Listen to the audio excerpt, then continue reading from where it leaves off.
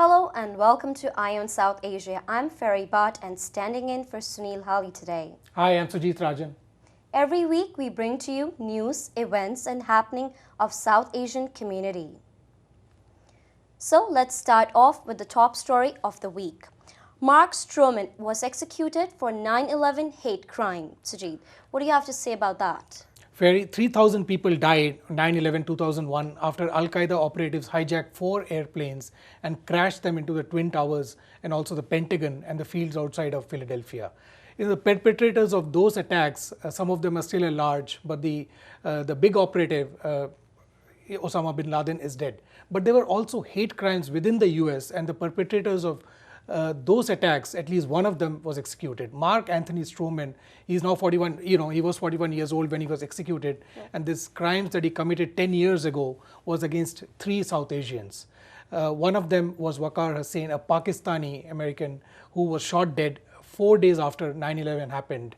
And then he followed up that 6 days later by shooting a Bangladeshi American in the face. But then the reason he actually ended up on death row was because he killed Vasudev Patel, Indian American who was running a gas station, and he went and shot him there. Don't you think it's terrible? First we have terrorist attack, so many innocent lives are taken away, and then on top of that, a citizen of that country, United States of America, just again, out of rage and anger, kill more innocent people. I mean, that's horrible. Well, that's the thing, Fairy. So many attacks took place. In fact, the Human Rights Watch said that there was an increase of almost 1,700% in the first year after 9/11, and a lot of people got. It was not the question of people being killed. There were a lot of harassment. There were a lot of people who were victimized for their looks.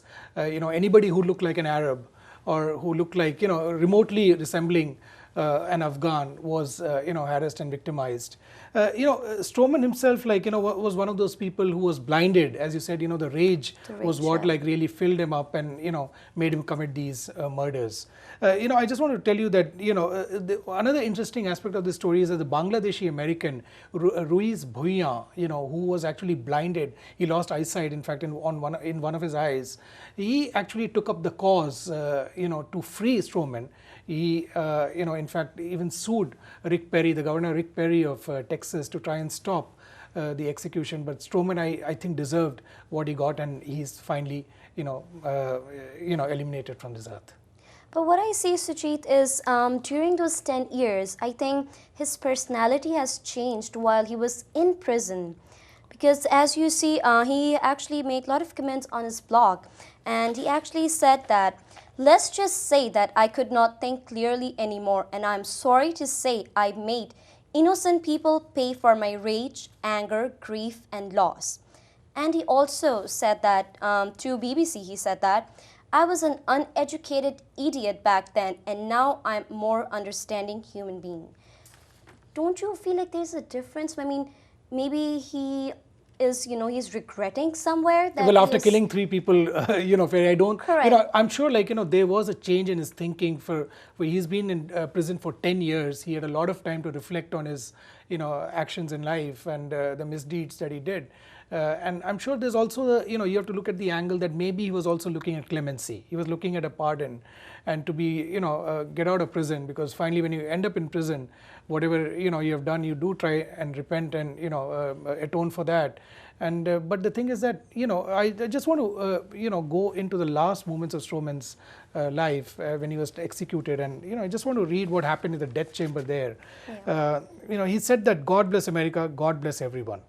And then he said to the warden, let's do this damn thing. He started countdown when the drugs were injected into his body. He started countdown, 1, 2. And then he says, like there it goes. He had no fear of death. He did not have any fear. He looked at his, there were 5 people, who were outside, his supporters who had come. But then I truly think that, the perpetrators of attacks on the US, not only from, those who came from outside, but also within the country, deserved, should get the full, justice should be meted out to them for whatever actions they did.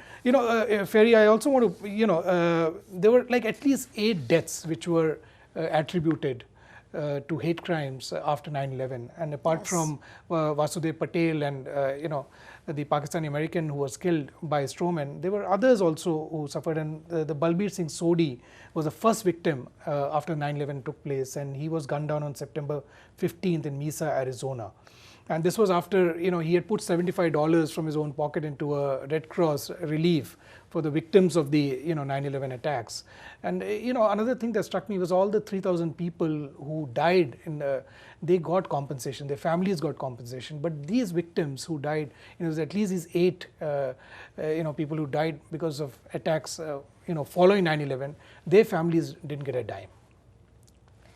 And I also, It's actually indeed very sad. I mean, first a terrorist attack and then something like this happens, just to make it worse for people. Absolutely, and this is the 10th year, the 10th anniversary, and I just want to, pay homage to all the, some of the others who also died in the hate crime attacks. And apart from Sodi, Adil Karas, he was a grocer from Egypt. He was killed in San Gabriel, California on September 15th. Another victim was Ali Al-Mansoub. He was an American citizen and a father of 4. He was murdered on September 21st in Detroit.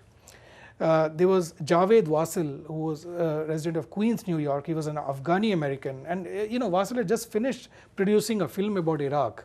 Then he got into a fight with one of his colleagues in the film he was producing, and he was cut. His body was dismembered. One can only wonder whether this would he have been like, would this have ended up like the way it did for Wasil if 9/11 had not happened. Then there was also Abdullah Muhammad Naimer. He was a door-to-door salesman who lived and worked in Los Angeles and California. And there are other incidents, like Swaran Kaur Buller. He was a Sikh and he was stabbed in the head at a traffic light in October of 2001, although he didn't die. Sujeet, going back to Mark Anthony's case, he also mentioned that his sister was also died in World Trade Center attack. I mean, it was never established, though. Exactly, it was never established. So, well, it's almost like the case of Salman Hamdani. This was again, he was a laboratory technician from Bayside near Queens. He left for work that day on September 11, never came back. Nobody knows what really happened. Exactly. For Stroman's case, one was never able to establish whether his sister worked in the Twin Towers, and even if she did, and she perished in those attacks, there was no reason for him to go on that killing spree which he did. Correct. I totally agree with that. So, Sujeet, moving on to our next story. Syed Ghulam Nabi appeared in U.S. District Court on Tuesday for a detention hearing. He was arrested last week on the charges that he tried to influence the policy of White House and Congress on Kashmir while working under the supervision of Pakistan's spy agency. And Sujeet, he was also, I believe, released on $100,000 bail. That's right, Ferry. Like, Fai, and we spoke about the story last week. He's the executive director of the Kashmiri American Council. Correct. It's a Washington, D.C. based, supposedly lobbying firm. But now it has been established that Fai was actually a spy for the ISI, Pakistan's agency for all kind of, their operations, not only military, but also their, it has been clearly established that they are one of the main, forces behind attacks which take place in India across the border. Fai was, has been let go right now for $100,000 bail, as you said. Home detention. But he's under home detention, and he's not really been released. He's also being electronically monitored. Every move of his is actually being monitored. Right, and FBI Special Agent Sarah Webb Linden, and she actually took the stand against him, and this is what she had to say, that Fai did work for the ISI. Even though Fai told her that, repeatedly lied that he did not, but she said that it has been now established because the FBI have been working for a number of years now, have been tracking Fai's movements, the money that has been funneled, and over $4 million over a period of 20 years has actually been funneled by the ISI to do the lobbying work in the US for the Kashmir cause. And also there have been reports now coming from, Indian government has been, quiet all this while on that. They really didn't want to, escalate tensions between the two countries, especially with Pakistan's new foreign minister who was in New Delhi, for talks, talks between the two foreign ministers with Krishna. But the thing is that, now there have been reports coming out from India which say that Indian operatives did know for a long time that Fai was a, spy for the ISI. According to sources, he was much more than an unauthorized agent for the ISI. He was also a very trained person. He was a trained spy, and he actually came to the US with this intention only. Correct. Well, Sujeet, let's move on to our next story. US Department actually now thinks that it is now time to have a full-fledged separate India office. So what do you have to say about this? Well, it's high time, Fairy. I think, the US has been slowly getting closer to India. The bilateral relations between the two countries have been growing since President Bill Clinton's days. Yeah. And President Bush also did a lot to bring the two countries together. And it's blossoming all the while, even though there have been some diplomatic hurdles. Correct. But the interesting thing is that, the US have had full-fledged State Department offices in several countries, including China, Russia, Cuba, Canada, Japan, Korea, Mexico, and of course Afghanistan and Pakistan. They have had these full-fledged offices there. But they want to have now a separate State Department office in India. In all these other countries, there are like 15 to 25 employees who work in each country. So I think it's a fair demand. Absolutely, and there's a new report that came out by the State Department Inspector General, and he has made a very strong pitch for India to have a special office there, and he has noticed that even countries of comparable importance and important bilateral relations like the others, like China, Japan, and Pakistan and Afghanistan, for several varied reasons, have offices there. So it is time that India also have an office there. Correct. Sujeet, our next story, I think it's very sad. I mean, it's about a radiologist, and it is my understanding that especially in Indian community, doctors or medical professions, professionals are actually, more like God for people, they are like, lifesavers of people. And then, if we have any doctor or anyone linked with medical profession, breaking their trust, it's like really heartbreaking. So with regards to that, we have news about an Indian-American Atlanta-based radiologist.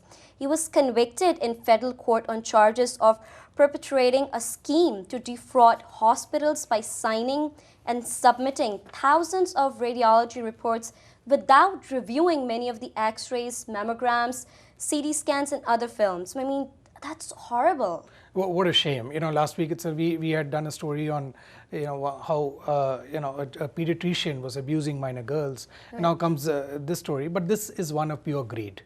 Dr. Raja Sekhar P. Reddy, I hope I'm pronouncing his name right, but anyway, he has a lot of time to contemplate in jail now, on his name and on his deeds. So many lives. I mean, he's not even looking at the Absolutely. The Department of Justice has established that over a period of time in 2007, Reddy actually received more than 1.5 million fraudulently through the scheme. And what was the scheme? I just want to go over that. The scheme was that he was having actually these assistants, people are not really radiologists. They were looking at these CT scans and mammograms and all that, and just signing, and he was signing off forms to these hospitals. Just easy money. Absolutely. The evidence at trial included computer records that showed that while Reddy signed over 70,000 radiology reports in 8 months, he only viewed digital computer images of the studies, less than 5,900 of them. Wow, so virtually like shocking. 64,000 of these images, this could be people who have cancer, which could have been easily cured at an early stage, and this guy just let it go. Correct. Well, friends, it's time for a short break. We will be right back.